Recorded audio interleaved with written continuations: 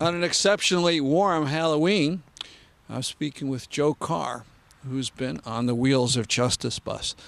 Hi, Joe. Hi. Tell us about the bus. What it's about?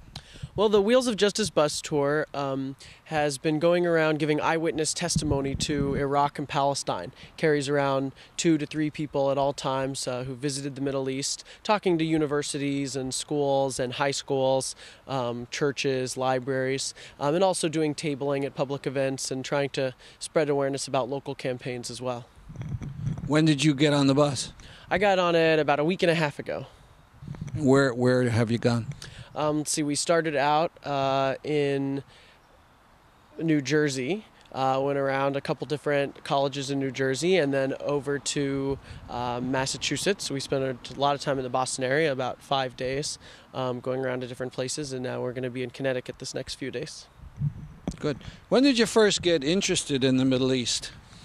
I went to college at the Evergreen State College in Olympia, Washington, starting in 2000, and especially after 2001, the Middle East became a very important issue, and I was organizing around a variety of direct action movements, including Earth First and Food Not Bombs, Arts and Activism, and groups like that.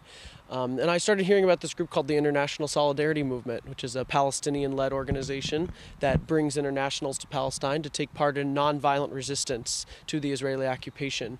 And so I decided to go check it out in 2003. I was planning to go over for a month and ended up staying for 4 months, and have been going back and forth ever since. So where did you go in 2003? What part of the occupied territories?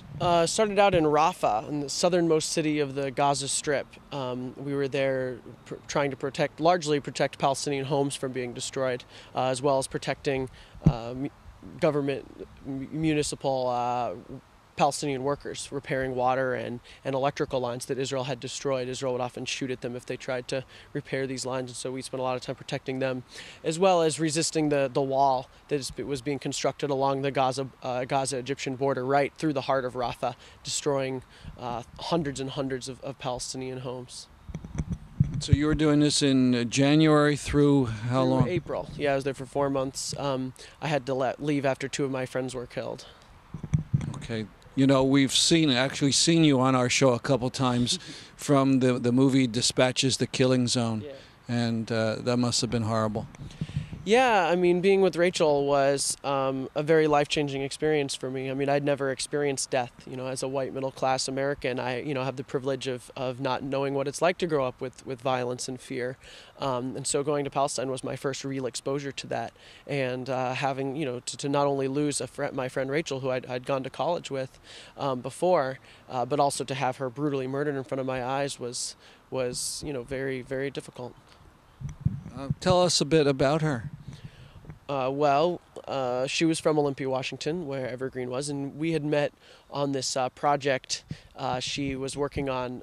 There's an event in Olympia every year called the Procession of the Species, which is a big parade where community members dress up and build plants and animals to celebrate the earth.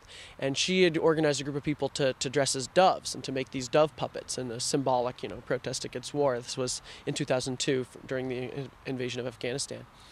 And she had found out I had experience with making large puppets and costumes and stuff, so she got in contact with me and set up these workshops, and we had a couple different workshops, and I helped people build some different puppets, and she got 40 people to march in that parade as doves, including a big 12-foot dove puppet and another dove on a bicycle whose wings kind of flapped.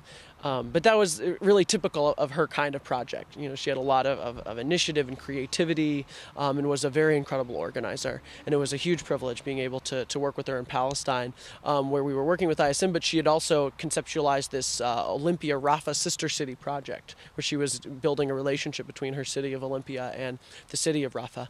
And she was working on that until her death, and I and a bunch of other Olympia people have continued to work on that project since, and since then the relationship has grown, and it's an established sister city and whatnot. But generally she was just a very kind, warm, passionate person, very good no-nonsense organizer, but also very lighthearted and fun, and I definitely miss her and are very inspired by her legacy. And then she was killed trying to stand in front of a pharmacist's home, trying to protect the house, and the bulldozer ran over her, backed over her. Were you doing that kind of thing too? Yeah, we'd been out there for several hours on March 16th of 2003. For weeks we'd been doing this, blocking these bulldozers with our bodies. And on this day in particular, we'd been out there for about 2.5 hours, blocking these same two bulldozers over and over again. And eventually just one of the drivers apparently got tired of stopping and very intentionally drove over Rachel, crushed her to death. I was sitting about 30 feet away, blocking another bulldozer at the time, and watched it run over her and then back off of her again. Did anybody find out the names of the driver? We don't. It's classified information, so we don't know. There's a Israeli channel that did an interview, supposedly did an interview with the driver, and his face is like darked out. You can't see it, but we do know who the commander was, and the commander has spoken publicly against us and saying, of course, that we, it was our fault and we endanger ourselves and that they didn't do anything wrong and that kind of thing.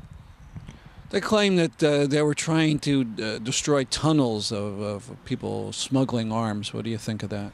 Yeah, I mean, it's ridiculous. I mean, I've been living on this, in this area for months, and I'd seen what they were doing. They were systematically destroying homes along the border to create a buffer zone between this massive wall they're building and the homes. They said they wanted it to be about 100 meters, and this is through an incredibly densely populated area. And so they were destroying hundreds and hundreds of homes. About 1,300 homes in Rafah alone have been destroyed since 2001. So it was a very systematic demolition, and so these idea of tunnels and stuff is all Israeli propaganda. Then there was the killing of Tom Hurndall.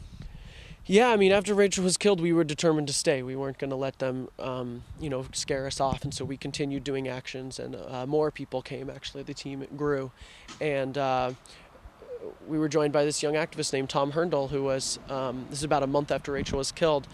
He was 22 years old from the UK, amazing photographer. He'd spent time in Iraq, actually, right before the invasion, and had been building refugee camps in Amman for the Iraqi refugees, and then came over to work in Palestine. And we worked for about 5 days together before he was killed. We were in an area of Rafah trying to get children out where they were playing. This Israeli sniper was shooting at these Palestinian kids, and we were trying to evacuate them. And that sniper very intentionally shot Tom in the head with the sniper rifle. He was wearing an orange vest like Rachel had been wearing, that very clearly demarked as an international, and he went into a coma and was on life support for about 8 months, and then finally died of pneumonia. And the person who shot him was, after a lot of pressure from Britain, was actually arrested, and I can't remember now. Was he put on trial and convicted of something? He was. He actually turned out to be an Israeli Palestinian, one of the 20% of the Israeli population. Which is probably significant. Which is very significant because normally Jewish Israeli soldiers aren't held accountable for anything they do. And so the fact that this soldier was brought before a trial, is because he killed an international instead of a Palestinian. The British government put a lot of pressure on the Israelis, but also many believe that had he been a Jewish soldier and not a Palestinian, they would not have prosecuted him despite the British pressure. But so he was brought to trial, and he was charged with manslaughter for shooting a person in the head. Very intentionally is charged with manslaughter. And I was actually forced to testify at his trial because I was working in Palestine at the time, and they found out, and so they subpoenaed me and said I wasn't allowed to leave the country until I testified at this trial. And he was convicted and was given 8 years, which is the longest sentence ever to be given to an Israeli soldier in history for any crime. Including those against other officers, things like that. And the maximum was 20 years, so he definitely got a good deal. And they're pretty sure that he'll be out in a couple of years on some kind of behavioral stuff. And of course, lots of Palestinians were being killed. It's not just Westerners during this period. Absolutely, hundreds. I mean, I regularly saw not only civilians but children being shot and killed. When I was in Rafah, several different children were killed just in the time that I was there, shot from the border. So it was very regular practice for them to be shooting at people, and that was, of course, the soldiers' defense was, that this was policy. People in this area are fair game to shoot, and we shot people all the time in these areas, and it was never a problem before. So why couldn't I do this? And of course, Rachel's murderer had been acquitted a couple weeks earlier, and so it was pretty clear that people harming internationals now were going to be immune.